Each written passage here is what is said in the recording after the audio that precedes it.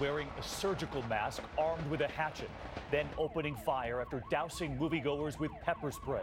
Several injuries, late details coming in from the scene tonight. Also this evening, a major development in the mystery of Flight 370.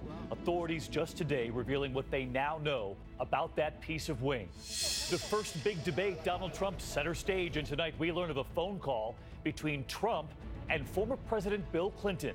What they talked about. The giant storm swirling toward one of the tallest buildings in the world at this hour, already hitting an island with tens of thousands of Americans. And the mystery of the champion diver. She could hold her breath for 9 minutes diving deeper than the Statue of Liberty. Tonight, missing in the water. From ABC News World Headquarters, this is ABC World News Tonight with David Muir.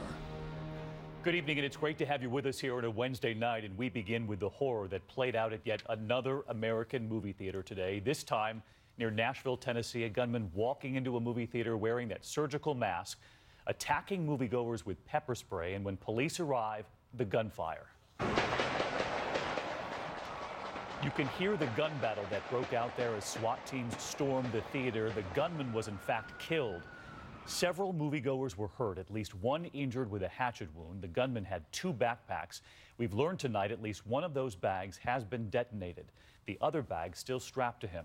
Of course, this comes just 2 weeks after that other movie theater shooting in Louisiana. And we begin tonight with ABC's Steve Osunsami.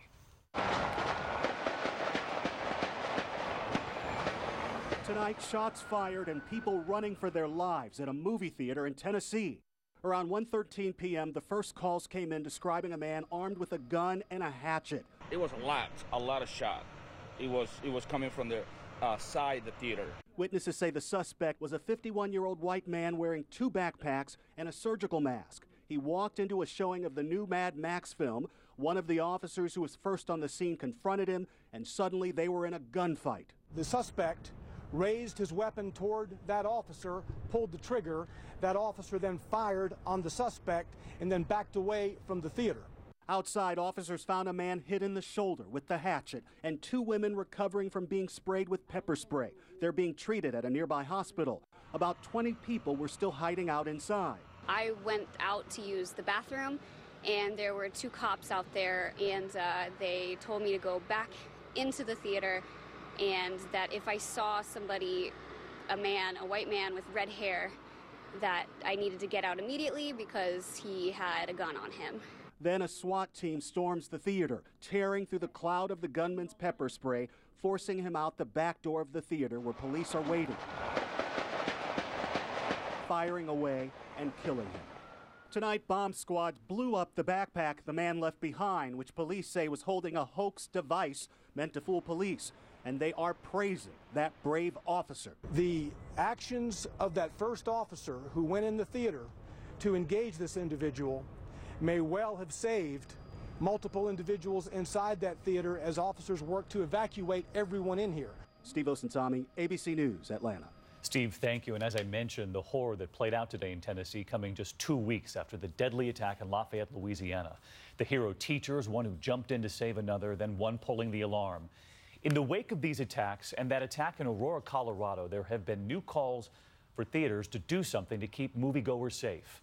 But what can they do? Here's ABC's Cecilia Vega tonight. It's the question families across the country are asking tonight. How safe are they inside America's movie theaters? We're in the movies and someone just started shooting people. Just 2 weeks ago, that shooting in Lafayette, Louisiana, the Grand 16. Surveillance video shows John Russell Hauser buying a ticket, walking past the concession stand and down the hall to a showing of Trainwreck.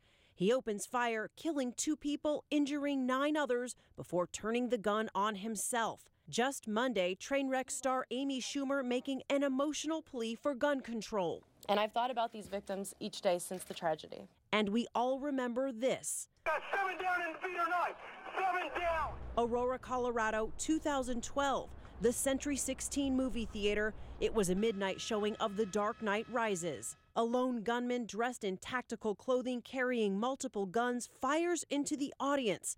A dozen people killed, 70 others injured. James Holmes pleading guilty by reason of insanity. He now faces the death penalty.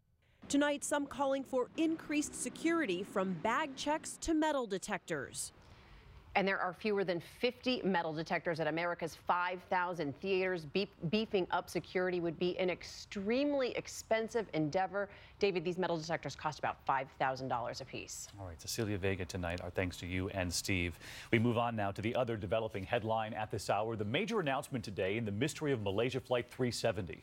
That debris discovered on a remote island, a piece of a wing covered in barnacles. Tonight, Malaysian officials confirming it is Flight 370. And take a look at this map tonight, tracking the ocean currents, turning counterclockwise there. Authorities say those currents could have carried the debris thousands of miles. So this evening, the question, can they now use those maps to search backward for the rest of the plane? ABC's David Wright in Paris tonight, where French investigators are helping to lead the investigation. David?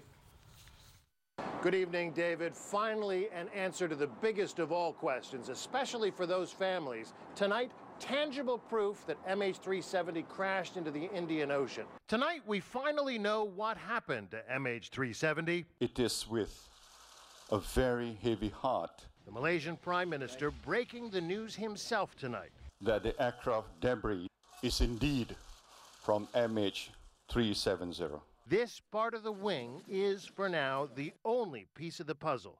International investigators say the item, known as a flaperon, definitely came from a Boeing 777.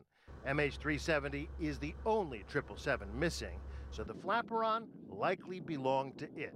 We still don't know why MH370 crashed or where. And even though Reunion Island is an ocean away from the search area, it is consistent with where oceanographers predicted the wind, waves, and currents would carry floating debris. It's not going to tell us what happened to 370. The real answer to what's happened to this airplane is sitting at the bottom of the ocean, 1,000 miles off the coast of Australia. Sources tell ABC News that the investigators here in France have not found a serial number that would definitively connect the flaperon to MH370. So the language some of them are using is extra cautious. They're saying it's their strong presumption that the part is from the plane. We may have more answers, though, in the days ahead. David? David Wright in Paris for us. David, thank you. And now to the race for 2016. The countdown is on tonight. The first Republican showdown tomorrow night. The big debate, Donald Trump, he'll be center stage next to Jeb Bush, a total of 10 on that stage. Tonight, Google releasing this map, color-coded, every county on that map where you see red. Donald Trump has been the most searched candidate. Jeb Bush, for example, in green. You can barely see specks of it there. Tonight, though, we are already in Cleveland getting ready, and now comes word of something else. A phone call between Donald Trump and former President Bill Clinton before Trump even jumped in. So what did they talk about? ABC's Tom Yamas in Cleveland. Tonight, Donald Trump dealing with a surprising new report. Aides confirming to ABC News that President Bill Clinton spoke with Trump just weeks before he jumped into the race. This could fuel attacks from other candidates at the debate that Trump is too cozy with the Clintons. Trump telling GMA at the debates he won't be the pit bull. Certainly I don't want to attack. If I'm attacked, I have to, do something back. But I'd like it to be very civil. Candidates like Senator Marco Rubio say their target is not Trump. Barack Obama was able to be reelected is because Republicans spent a lot of time attacking each other. So I'm not going to spend a second making life easier for Hillary Clinton to get elected. Tonight, Hillary Clinton slamming Republican candidate Jeb Bush as out of touch after he made this comment. I'm not sure we need $500 million for women's health issues. Bush later saying he misspoke. He says he meant funding Planned Parenthood. Meanwhile, the Republican frontrunner Trump says he's not preparing for the debate, but others like Dr. Ben Carson and Mike Huckabee are, both seen here in front of faux podiums. Stay away from the, oh, I gotcha moment, and try to say, this is who I am, and this is why I would make a better president than the rest of these people on stage.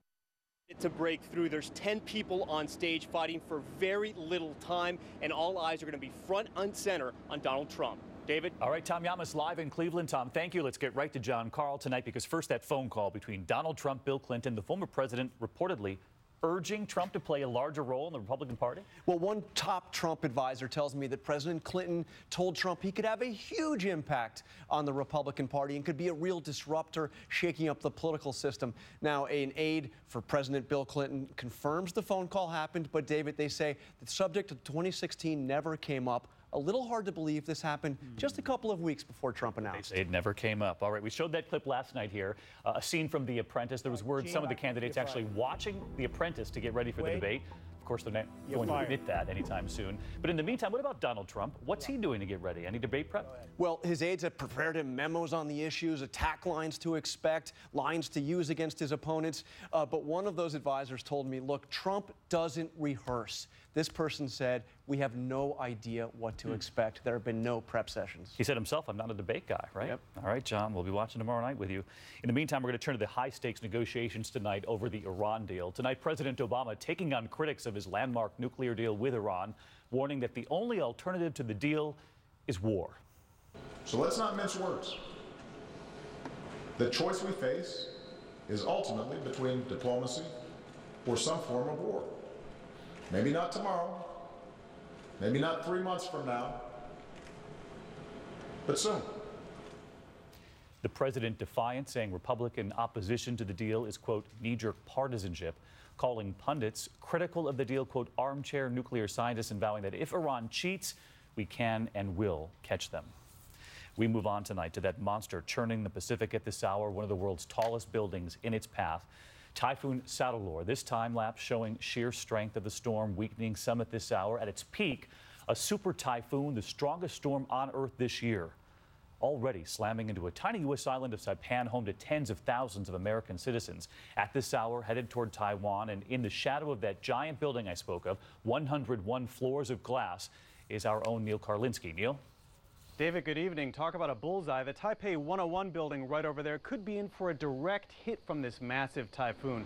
The building, as you mentioned, one of the tallest in the world, 101 stories high, all glass, has been built to withstand typhoons, but they worry that this one could put it to the test. Typhoon Sadalor, barreling its way across the Pacific, had hit wind speeds of up to 180 miles per hour, and after marching across Saipan, is expected to hit Taiwan as the equivalent of a Category 4 hurricane.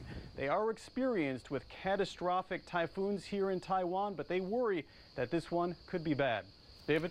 Neil Karlinski tonight monitoring the storm for us. Neil, thank you. We turn now to major developments in the case of that American dentist who killed a beloved lion in Zimbabwe. This evening there is new fallout. The dentist's home in South Florida there vandalized, the words lion killer sprayed in paint there. And now for the first time we hear from the professional guide who played a key role in that hunt that sparked global outrage. ABC's Ryan Smith tonight. Professional hunter Theo Bronkhorst arrived at a Zimbabwe court today accused of putting this man, American dentist Dr. Walter Palmer, in position to illegally kill Cecil the lion, rejecting the case against him. I don't think it's frivolous and I think it's wrong. Bronkhorst led the expedition for Dr. Walter Palmer, losing his hunting license after allegedly luring the lion out of the safety of a wildlife preserve. The killing created an international uproar, sending Dr. Palmer into hiding, his vacation home vandalized.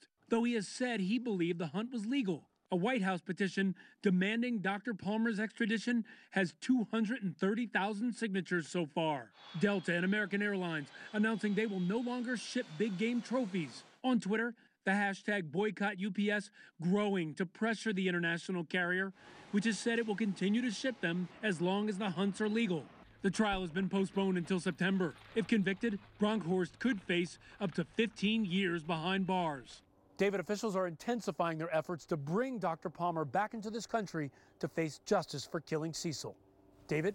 Ryan Smith in Zimbabwe for us. Ryan, thank you. There are new details tonight in the case of those two missing Florida boys, the 14-year-old setting out on a fishing trip in the Atlantic and then vanishing nearly 2 weeks ago when their boat capsized. The official search called off, but tonight a possible new clue, a private search team discovering 2 life jackets off the coast of Savannah, Georgia. Investigators now trying to determine if those life jackets belonged to those 2 boys. We turn next to North Carolina. A white police officer on trial for the shooting death of an unarmed black man. He was looking for help after a car accident, and tonight for the first time, dash cam video of that driver, then the sound of 12 bullets as he was shot dead. Here's ABC's Mars Cavalcampo. Tonight, never-before-seen dashcam video of another controversial police shooting, showing the moments just before former Florida A&M football player Jonathan Ferrell is killed. North Carolina officers responding to a call of breaking and entering when Ferrell walks towards them. As the light from a police taser appears on Ferrell's chest,